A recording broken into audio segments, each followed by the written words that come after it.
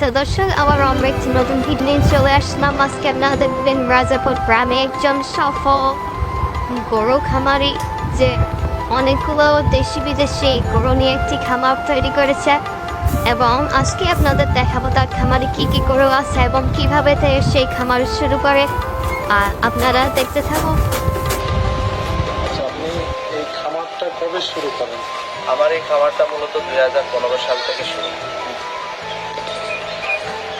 আপনার তো এখানে দেখতে পাচ্ছি আমরা সবচেয়ে ফ্যাটেনিং জাতের ষাঁড়, এই ষাঁড়গুলো আপনি কবে থেকে এই খামারে পুষতেছেন বা কি উদ্দেশ্যে আপনার?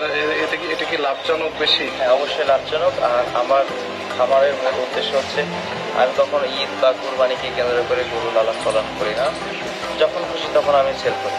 আচ্ছা, কোনো ঈদকে কেন্দ্র করে আমি গরু আসলে পালি না। আচ্ছা, আপনি যখন খামারটা শুরু করেন মূলত কি উদ্দেশ্যে শুরু করেন? আমি কোথায় থেকে প্ল্যান নিয়েছিলেন?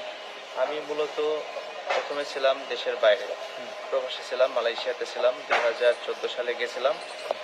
তারপর তখন থেকে আমার শুরু। আমি এই শেডটা করেছিলাম দেশের বাইরে থাকা অবস্থায়।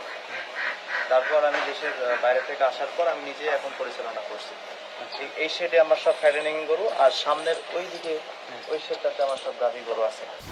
তো দর্শক আপনারা দেখতে পাচ্ছেন যে ষাঁড়গুলোর পাশাপাশি কিন্তু অনেকগুলো দেশি বিদেশি গাভীর উৎপাদন করে থাকেন।